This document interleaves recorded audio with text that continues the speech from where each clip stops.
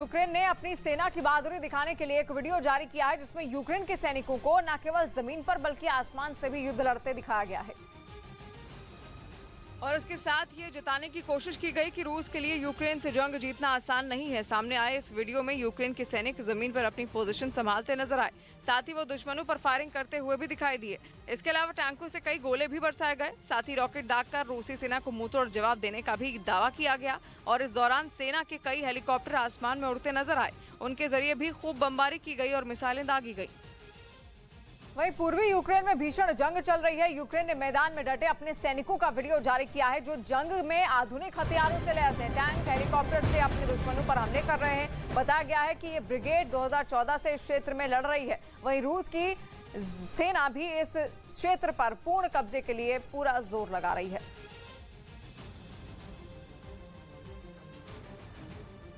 वहीं रूस को यूक्रेन से निकलने पर मजबूर करने के लिए ब्रिटेन उसके बॉर्डर पर एक नहीं बल्कि कई बहुत बड़ी एक्सरसाइज करने जा रहा है। ब्रिटेन के रक्षा मंत्रालय ने ऐलान किया कि उसके करीब 8000 सैनिक जल्द रूस के बिल्कुल पड़ोस में तैनात होंगे। वो भी अकेले नहीं बल्कि उनका साथ देने के लिए नेटो की सेना भी मैदान में उतरेगी। दावा है कि शीत युद्ध के बाद ये सेना की अब तक की सबसे बड़ी तैनातियों में एक होगी, जिसका मकसद बिल्कुल साफ है, रूस की घेराबंदी। वो भी इतनी कड़ी घेराबंदी कि रूस पर यूक्रेन से निकलने का दबाव तो बनाया जा ही सके, इसके साथ ही उसे अपनी ताकत का ऐसा ट्रेलर दिखाया जाए कि वो किसी और देश की तरफ आंख उठाकर भी न देखे। इसके लिए रूस के पड़ोस में उत्तर में फिनलैंड से लेकर दक्षिण में नॉर्थ मैसेडोनिया तक ब्रिटेन की सेना अपना दमखम दिखाएगी और उसके लगभग 8000 सैनिक पोलैंड, लिथुआनिया, एस्टोनिया और फिनलैंड जैसे रूस के पड़ोसी देशों में उससे निपटने की अपनी तैयारी को परखेंगे। फिनलैंड को रूस का वो पड़ोसी देश है जो दूसरे विश्व युद्ध से ही किसी भी खेमे का हिस्सा नहीं रहा, लेकिन अब जो खबरें आ रही है उसके मुताबिक अगले महीने फिनलैंड भी नाटो में शामिल होने के लिए अर्जी दे सकता है। वैसे तो ब्रिटेन के ये युद्ध अभ्यास पहले से ही प्लान थे, लेकिन रूस के यूक्रेन पर हमला बोलने के बाद इन्हें और बड़े स्तर पर करने का फैसला किया गया, जिनमें ब्रिटेन के 3rd generation 72 challenger 2 tank, 12 AS-19 तोपें और 120 वॉरियर बख्तरबंद गाड़ियां समेत कई हथियार पूर्वी यूरोप के देशों में तैनात किए जाएंगे।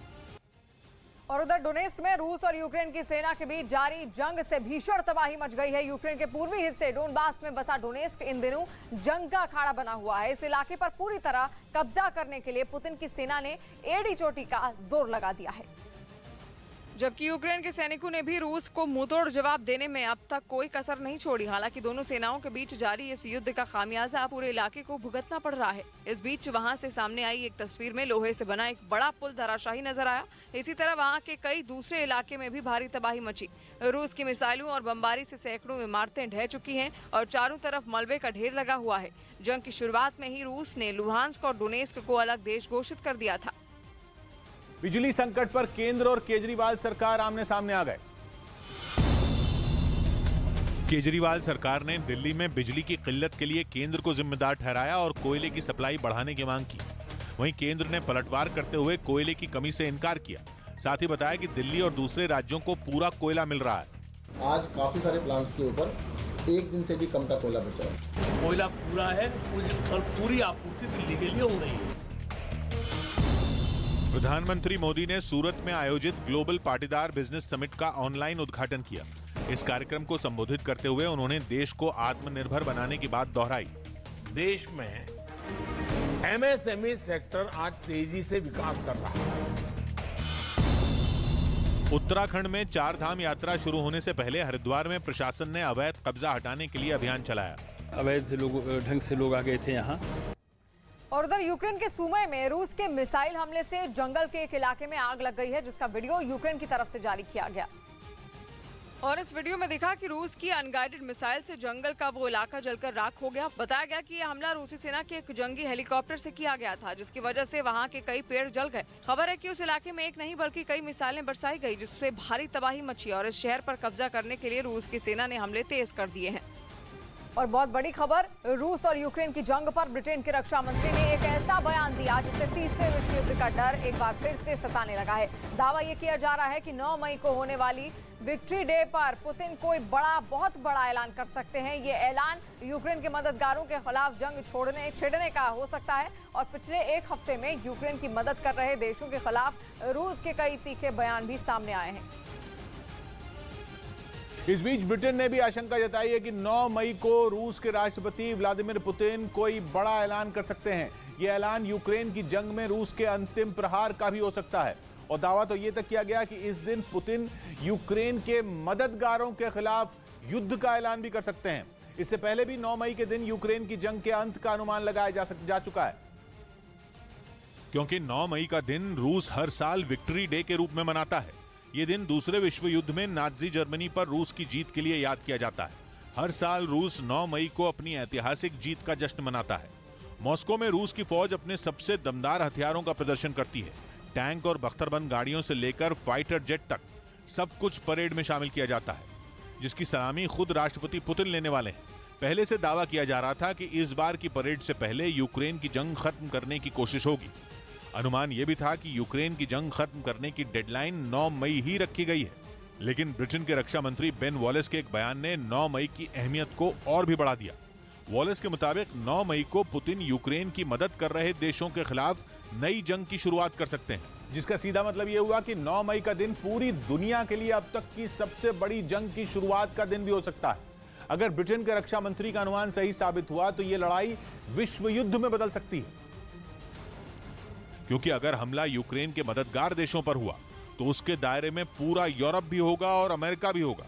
जाहिर है, अगर ऐसी जंग की शुरुआत हुई तो दुनिया 2 गुटों में बढ़ जाएगी। ब्रिटेन के रक्षा मंत्री बेन वॉलेस ने यह बयान एक रेडियो स्टेशन को इंटरव्यू में दिया, जिसने थोड़ी ही देर में पूरी दुनिया में खलबली मचा दी। ब्रिटेन ने इस दावे के पीछे कुछ दलीलें भी दी। ब्रिटेन का मानना है कि 9 मई के आने में केवल 10 दिन का वक्त बचा है। इतने कम वक्त में रूस इस जंग का अंत नहीं कर सकता। अभी तक रूस अपनी उम्मीदों से काफी कम नतीजे निकाल पाया है। अगर रूस ने जंग खत्म करने में जल्दबाजी की तो नतीजे और भी खतरनाक होंगे। यूक्रेन की जंग में रूस शुरू से अपना दुश्मन यूक्रेन को नहीं मानता, बल्कि यूक्रेन के उन दोस्तों को मानता है जो उसे हथियार दे रहे हैं, खासतौर पर नेटो और अमेरिका, जिनके हथियारों के दम पर यूक्रेन दुनिया की महाशक्ति से पिछले 65 दिन से लोहा ले रहा है। यही वजह है कि इस जंग में कई बार रूस यूक्रेन तक पहुंचने वाले हथियारों का रास्ता रोकने की कोशिश कर चुका है। रूस के कई बड़े मंत्री नेटो और अमेरिका को सीधी चेतावनी भी दे चुके हैं और यूक्रेन की मदद करने पर हर्जाना भुगतने की धमकी तक दी जा चुकी है। इसीलिए माना जा रहा है कि 9 मई तक जंग खत्म न होने की झुंझलाहट देखी जा सकती है। ब्रिटेन ने इसी झुंझलाहट के आधार पर एक बहुत बड़ी बात कह दी। ब्रिटेन को लगता है कि 9 मई को भाषण देते हुए पुतिन बहुत बड़ा ऐलान कर सकते हैं। यह ऐलान यूक्रेन में रूस के स्पेशल ऑपरेशन को एक बड़ी जंग में बदल देगा। इस बार पुतिन के निशाने पर केवल यूक्रेन नहीं, बल्कि यूक्रेन के सभी मददगार देश हो सकते हैं। इस बीच रूस की तरफ से सीधी चेतावनी भी आ चुकी है कि अगर यूक्रेन की जंग में किसी और मुल्क ने हाथ डाला तो परमाणु बम का भी इस्तेमाल किया जा सकता है। अब उस चेतावनी को भी रूस के विक्ट्री डे और ब्रिटेन की आशंका से जोड़कर देखा जा रहा है। हालांकि पिछले कुछ दिनों में रूस की सेना के हमले पूर्वी और दक्षिणी यूक्रेन में काफी तेज हुए हैं। और पीएम मोदी आज जजों और मुख्यमंत्रियों के सम्मेलन को संबोधित करेंगे। पीएम मोदी आज दिल्ली में सुप्रीम कोर्ट, हाई कोर्ट के जज और सभी राज्यों के मुख्यमंत्रियों के साझा सम्मेलन को संबोधित करेंगे। 2 दिवसीय सम्मेलन का आज आखिरी दिन है। अदालतों में लंबित केस और रिक्त पदों को भरने पर होगी चर्चा। दिल्ली में ममता बनर्जी से मिले मुख्यमंत्री अरविंद केजरीवाल। ममता के भतीजे अभिषेक बनर्जी के आवास पर आधे घंटे तक हुई दोनों की मुलाकात। ममता बनर्जी ने पंजाब में ऐतिहासिक जीत पर सीएम केजरीवाल को दी बधाई। जम्मू कश्मीर के उपराज्यपाल मनोज सिन्हा moneycontrol.com के इंडियन फैमिली बिजनेस अवार्ड्स कार्यक्रम में शामिल हुए। इस दौरान उन्होंने कोरोना के खिलाफ लड़ाई में कारोबारियों के योगदान की तारीफ। आज अगर हम $5 ट्रिलियन इकोनॉमी बनने की दिशा में अग्रसर हैं, तो उसमें पारंपरिक बिजनेस घरानों का भी बड़ा योगदान है।